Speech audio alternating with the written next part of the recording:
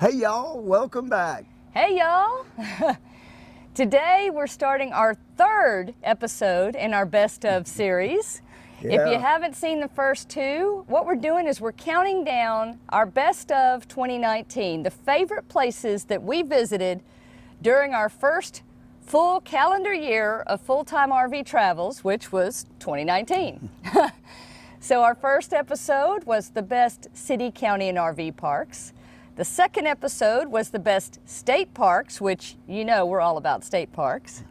Today, we're going to talk about the best national parks that we visited in 2019. So if you didn't see those other two, after you watch this video, Stacy will put a link down in the description so you can go back. I strongly encourage you to go see those other two. And the one on the state parks is the bomb. It's awesome. So stick around.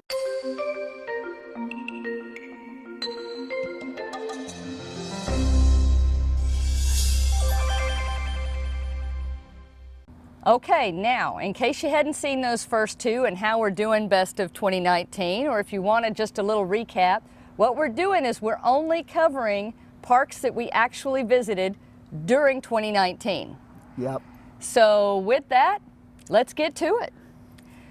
Since we're RVers, one of the reasons actually we bought the RV that we have, which is a 2017 Tiffin Breeze 31BR. It's a 31.5-foot diesel pusher, and we went with it because we wanted to be smaller so that we could have the possibility of fitting inside national park campgrounds. And if you haven't followed our journey to this point, really what Stacy's saying is before this one we had a 35-footer.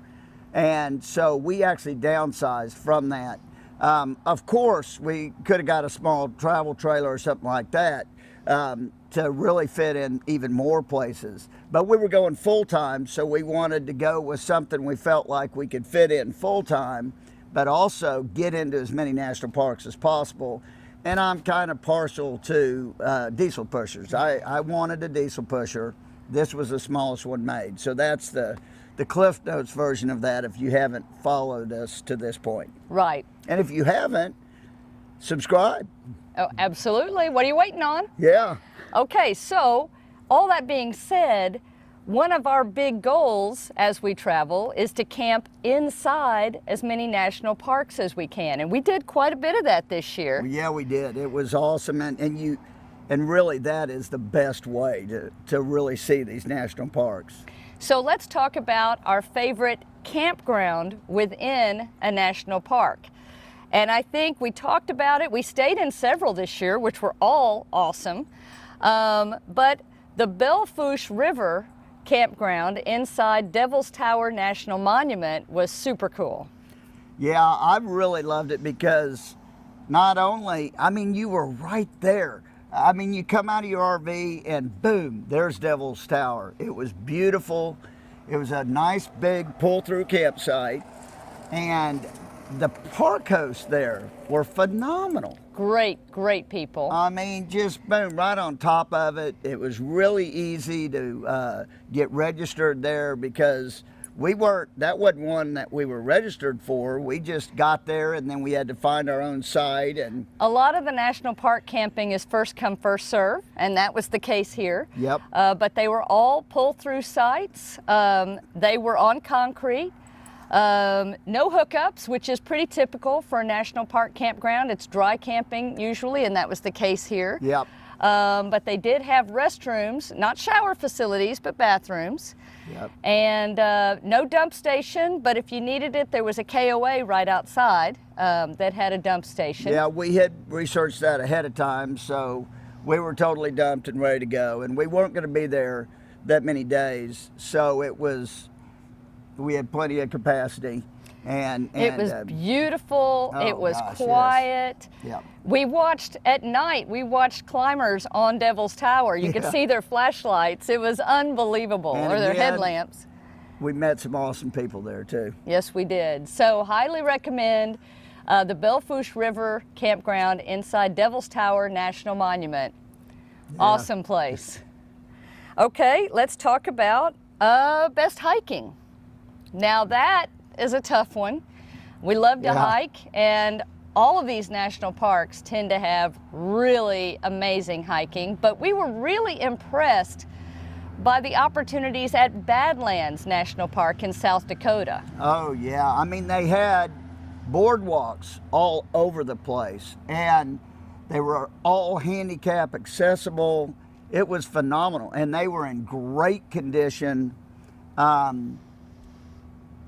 was beyond impressed at how well it was maintained, and they weren't just regular trails that just go a little ways. I mean, some of them went a long ways and had a lot of accessibility to different things in the park, and very, very well done. I was really proud of our national park system for how well they had maintained those boardwalks and stuff and made it available for everybody. It was cool. And if you want, more challenging, there's definitely some challenging hikes there in the park as well. There's definitely traditional trails in the park as well.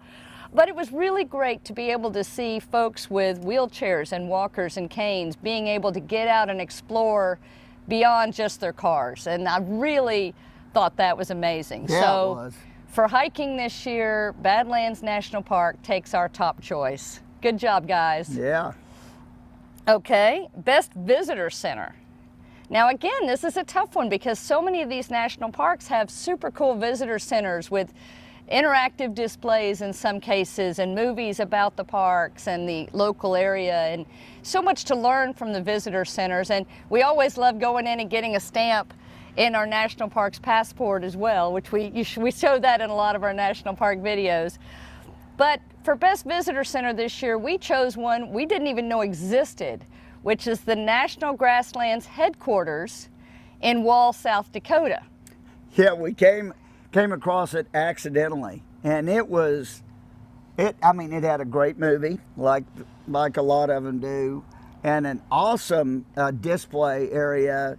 The rangers in there were extremely helpful, answered a lot of questions, had a lot of literature to hand out. We got a stamp, of course, like Stacy said, and it was also probably the most unexpected visitor center that we went to as well, because we didn't even know it was there. We were going to Wall Drug, and boom, it was there. And so it was really neat, and we learned a lot from that too. We really did. It is the headquarters for all of the national grasslands across the United States. So anything you wanted to know about that program, they could tell you. Yeah. And they had books there and a little store if you wanted more information. Like Tom said, literature, and it was totally free. Yeah. So that was a big bonus too. There was a guy there buying a pass too. Yeah, you could buy your American the Beautiful pass there. Yeah, he was when we were there. So make sure when you're in Wall, if you're going to Wall Drug, which is a must stop if you're in the area, stop in at the National Grasslands headquarters just up the street. Okay, how about best ranger programs? Again, golly, a tough one, because we love to go to ranger programs when parks offer them. You can learn so much about the geology, the history, just all about the parks. And we went to several this year when we were in the parks. But for best ranger programs, we're going with Mount Rushmore National Monument. Yeah, I mean, Mount Rushmore is awesome. And again, in this video, when we say national parks, we're talking about anything that's part of the national parks system, because that's a national monument. Mm-hmm. But it was, they had a ranger that told basically how the whole thing was carved, and the people that carved Mount Rushmore.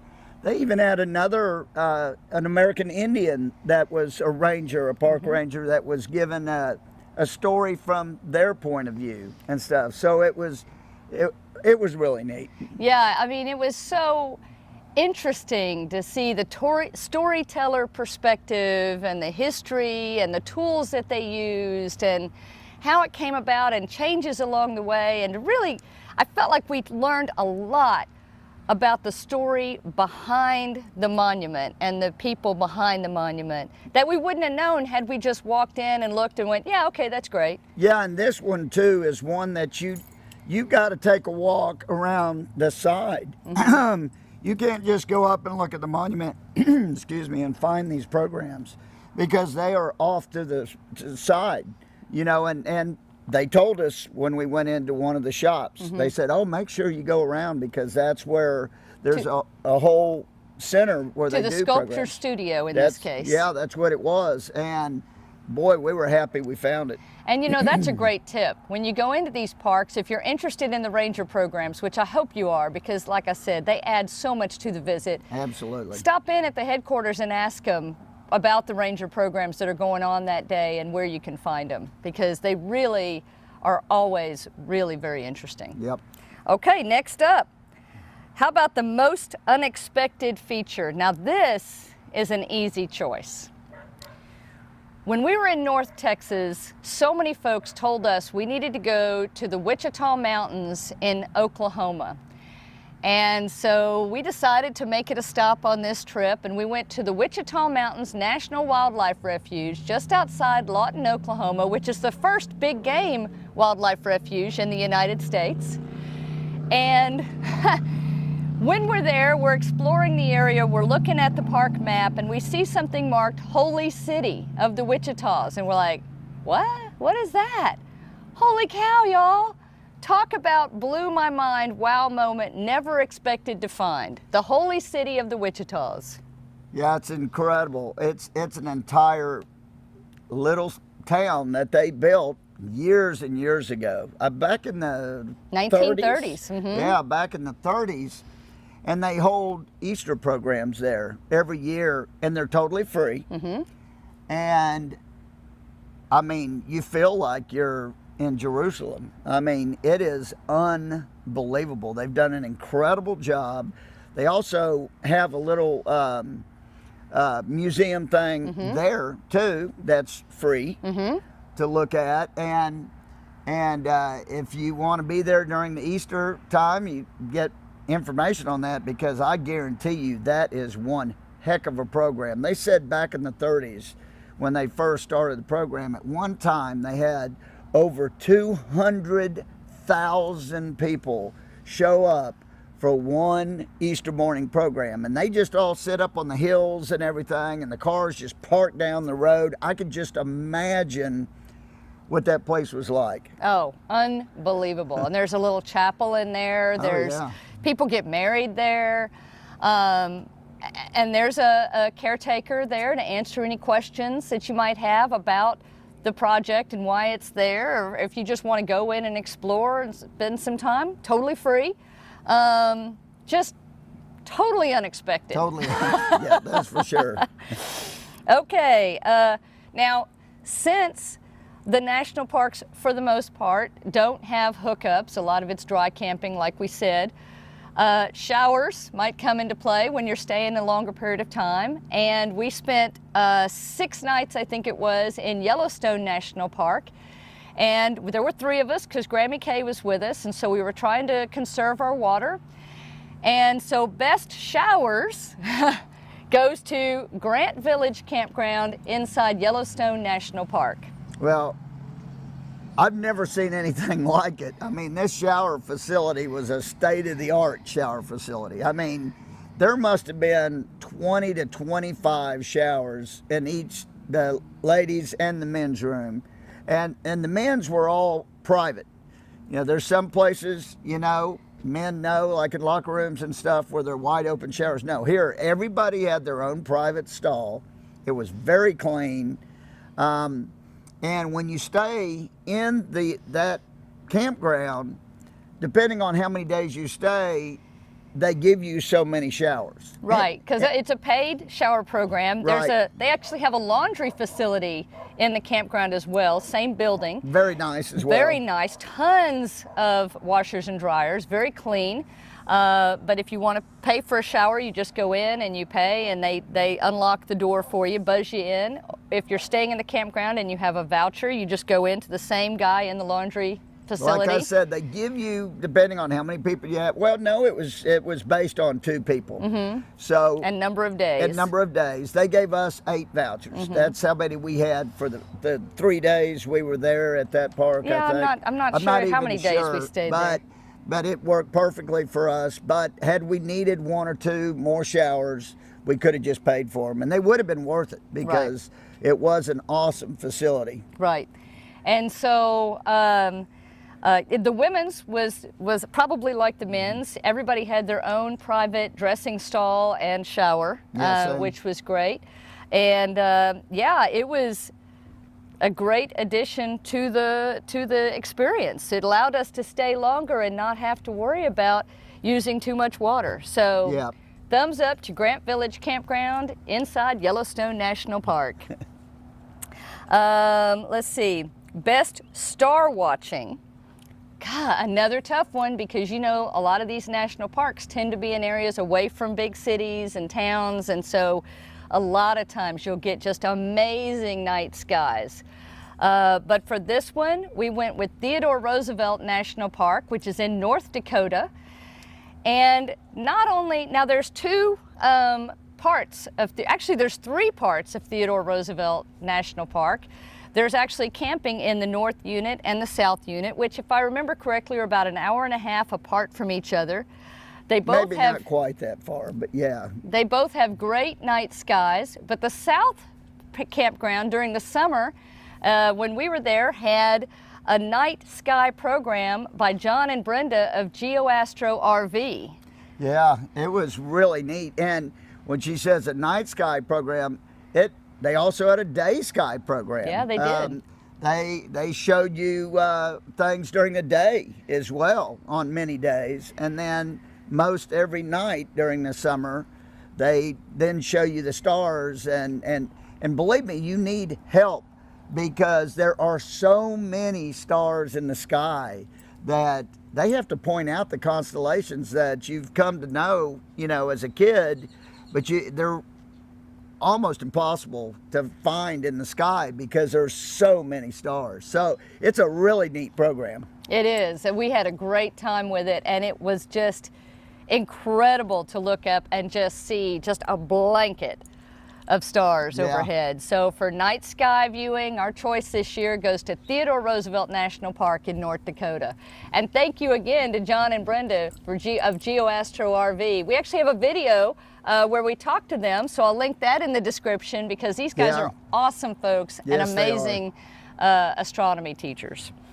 Okay, how about best wildlife? And here, you know, we really have a couple, but our number one, again, would have to go to Theodore Roosevelt National Park. I mean, just for the diversity of wildlife that we saw while we were there. Holy cow, y'all. And maybe it's because they've got the 2 separate areas, you know, I don't know, but good gosh, we saw tons of bison. Yep, prairie dogs. Prairie dogs. We saw a coyote crossing through a huge prairie dog village. And that was really, really cool. I mean, he crossed like right in front of us, but I mean, he was still like 200, 300 yards away, but yeah, it was pretty cool. We saw wild horses, which that was amazing. We didn't see that anywhere else on our travels this year. No. Just amazing diversity of wildlife in a very unexpected park, a park we really didn't know much about before we went. No. The other one that we saw a lot of wildlife in, well, we saw a lot of wildlife in a lot of the parks, but for sure. Yellowstone, I mean, you can't help but see wildlife there, I think. And the bison at Yellowstone, it's just incredible. I mean, thousands and thousands and thousands of them. And we saw them swimming across a little lake or pond. That was really cool, too. So. Yeah, and elk. That was the first place that we saw elk, which that was really exciting. And you really had, they walked right through our campground when we were staying in another one of the campgrounds in Yellowstone. I mean, just passed right by us. It was we didn't see any bear. Nope. In fact, on our entire trip, we didn't see any bear. I was kind of disappointed in that, but on another respect, I wasn't. I mean, you know, it can be dangerous, so. Right. So one last category, and then we'll get to our top 3. So hang with us. How about the biggest surprise? And, you know, there were so many surprises, but, you know, we went into this trip knowing that we wanted to see things like Yellowstone and Grand Tetons National Park and Badlands National Park. Theodore Roosevelt was a surprise for us, but our biggest surprise, actually, I think, came at Wichita Mountains National Wildlife Refuge in Oklahoma. Yeah, there's no doubt. And how it was just so lucky that we even went there, because we were not even planning on going there. But then a hurricane was coming up through Louisiana, and they thought it was going to shoot up through Missouri and Arkansas, and we had planned to go to Hot Springs. That's how we were going to go, and we were like, nope, we're changing directions. And everybody in North Texas told us about the refuge, and we'd never heard about it, so we thought, let's do it. And wow, that is an incredible place. And I'm just telling you, you need to go to that camp, to that park, because it's so, I mean, it just blew me away, because Oklahoma, we're driving through it and it's just flat. And then all of a sudden, boom, there's some mountains. Yeah. And we're in it. And it was incredible. I mean, like we said, first big game wildlife refuge in the U.S. So they have bison, they have longhorns, they have elk, but when we were there, it was really hot, so the elk weren't out and about. We saw tons of turkey, and prairie dogs. They have hiking there. It was a civilian conservation corps park. Wonderful visitor center. Oh, really amazing. Yes. I mean, it was a 1A really on the visitor center, because the visitor center had probably the best exhibit I've ever seen. Yeah, I mean, it was really incredible. Cool. And they have a campground within the national park there called Doris Campground, and it's a first come, first served campground. And we fit. Larger rigs are going to have a problem there, but our site was beautiful. It was big. It was shaded. It was really fantastic. So for biggest surprise, Wichita Mountains National Wildlife Refuge. You probably have never heard of it, but check it out. Check it out. It is awesome. Yes. Okay, let's get to our top 3. Now, this was tough because we loved all the national parks we went to. But we mentioned our top 3. So for honorable mention this year, we chose Badlands National Park. Yeah. I mean, again, I didn't know a lot about Badlands before we took this trip. But you're talking about a beautiful place.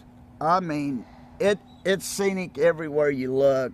There's wildlife everywhere. The trails are awesome. I mean, good ranger programs. Oh, and the smells in that place. Remember that? Amazing. We were there during a clover super bloom. Oh my! And it was unbelievable. I didn't expect to see a lot of foliage in Badlands, because, you know, the pictures are always of the rocks and it almost looks like the moon, you know, what I expect the surface of the moon to look like. Yeah. But it was quite diverse. I was really surprised. Yeah, I mean, it smelled so good, and the hiking was just wonderful. Yeah, we really appreciated it. Now, we didn't stay in the campground there for 2 reasons. One, they had a lot of rain lately, and so some of the campground was sitting in a little bit of water.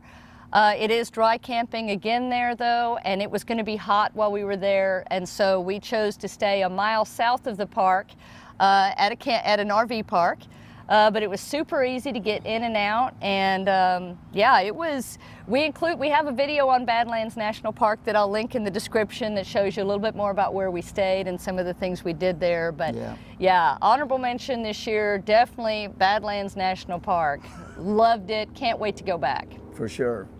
Runner up, Theodore Roosevelt National Park in North Dakota. Holy cow! Again, another one we didn't know a lot about, and a lot of people obviously don't know a lot about, because this was probably one of the least crowded of all the parks we went to, other than the wildlife refuge. But it was, I mean, all the animals. I mean, the bison and everything. It was unbelievable. It was beautiful. And the town, Medora, that was close to there. Yes. And they have an awesome play, the Americas there. That was awesome. Yeah, it's a great outdoor play. It changes every year, but basically it's kind of about the area, that part of South Dakota, and how it came to be, and the people coming in and out, and Theodore Roosevelt himself. And it's named this is the only national park that's named after a person. Yeah. And it's named for Theodore Roosevelt because he spent a lot of time in this part of North Dakota, and owned land here and was a rancher for a short period of time in this area. And so there's a lot of history to the area. The south section of the national park has his old house. Yeah. And the north section is probably less developed. It's not really near a town, but it had incredible wildlife viewing, really nice campground with great park host. The bison were everywhere. Yeah. Also here, we found some amazing overlooks and just a diverse array of geology, some amazing geological features we hadn't seen anywhere else. I mean, and like we said, diverse wildlife. Really, really, really loved Theodore put it on Roosevelt. your list. I mean, that one needs to be on your list. And the play, too, if you get a chance, if you go during the summer when it's on, I think it's a must-see. It's awesome. Yeah, really, really cool. Okay, favorite overall experience for national parks in 2019. No, that's a no-brainer. Drum roll. Yellowstone. Yeah. I mean, when we were there, I couldn't believe that it took me 56 years to get there, because it is one of the most incredible places on the earth. I say that even, I've been to Hawaii, to Volcanoes National Park, which is incredible, and I thought that was one of the most, I mean, Yellowstone, it's all over the place. All these geothermal features. There are over 10,000 geothermal features in Yellowstone alone. That is over 50% of the geothermal features in the world, and they're there in Yellowstone Park. Just amazing. It is a lot more than Old Faithful. Oh, gosh. I mean, Old Faithful is what you hear about, but that is only one small piece. They have much bigger geysers than Old Faithful. They just don't go off as frequently, but when they go off, they're magnificent. And we did see another real big one go off. We saw several geysers go off, but one of the ones that just recently started going off again, I mean, it was almost dormant for like 50 some years, and now all of a sudden it's going off. And when it goes off for like 24 full hours. It's unbelievable. The place is just, the colors, that one pool that we saw. Oh, the Grand Prismatic. Holy cow, y'all. And you can see it down from, they have a walkway that takes you to a viewing area that's kind of on the same level as it. Or you can go around and go up a hill and see it from above. And if you can do that, we highly recommend doing that, because it's just amazing to look at it from above and just get a sense of, you can see all the people below, and it really sinks in how big it is. Yeah, it's unbelievable. Unbelievable. And the park itself is giant. I mean, you're not going to get anywhere fast in this park, but there's no reason to get anywhere fast, because everywhere has something to see. Oh, that's for sure. There's waterfalls, and there's rivers, and there's geysers, and there's all types of geothermal features and wildlife, and I mean, history, and just amazing, amazing. And then make sure when you go, you take the opportunity to go into some of the old lodges there, and some of them have tours that tell you about those lodges. And we did that at the Old Faithful Inn, and I was blown away. Yeah. It was so neat. Yeah, and the lady that did that program was incredible. Oh. I mean, she knew so much about this place. It was like she lived back in the day. Yeah. It was really a cool tour. And I mean, the entire place. I could have spent the entire summer at Yellowstone. And we might one of these days, because there's a lot of work camping there. Yes. And you can camp inside the park for the summer and work in the park doing all types of things, anything from the restaurants to the shops to tours to, I mean, there are mechanics that work there. I mean, anything and everything. So that is definitely on our potential bucket list for the future, is to spend an entire summer at Yellowstone. Yeah. Because, wow, and then you're just north, you're just a short drive to get into Grand Tetons National Park too, which we didn't talk about in this video, but holy cow, what an amazing place. Yeah, I don't know how Grand Tetons didn't show up in this video, but it's almost an extension of Yellowstone. And when you come out of Yellowstone, you go right into Grand Tetons. Yeah. And it was the Grand Tetons, yes. I'm glad you mentioned that. You know what? Well, let's add it right now. Best amenity add-on, we did a boat ride in Grand Tetons National Park for lunch, and it took us to Elk Island. Oh, that was incredible. And it was so cool. Oh my gosh, we got to see a whole different perspective of the park. You can catch the boat from one of the little villages, which is right at the campground, and there's also an RV park in Grand Tetons. And well, the picturesque just amazing views of the mountains in Grand Tetons. Many feel like it's the most beautiful they've ever seen in their life. So many people we talked to said, oh, that is the most beautiful scenery I've ever seen. And it was. I mean, it was incredible. The mountains are beautiful. Yeah, we enjoyed that. I can't believe it didn't come up in our video until now. I'm glad we added it, because more than worthy.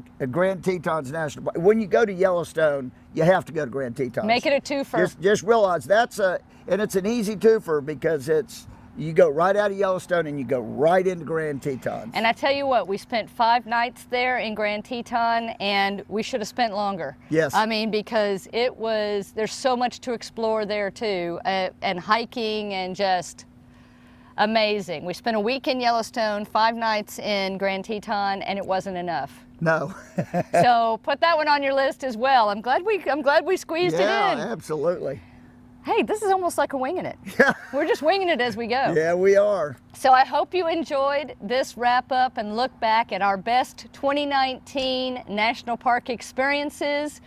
Let us know, leave a comment, and let us know your favorite national parks and what you love about them. Yeah. Because we want to visit all of them eventually. Or if you have any questions about any of this, please feel free to put it in the comments. We'd love to answer them.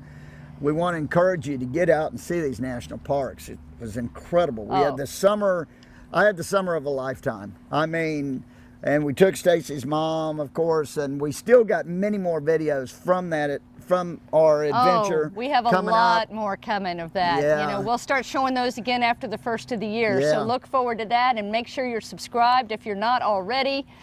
Add these places to your bucket list for sure. You know, we've heard from so many of y'all on our RV city and county parks and our state park videos that you're adding to your list as you go, and please do, because I'm telling you what, if we're talking about them in these videos, we really truly love them. They are amazing places, so you want to check them out.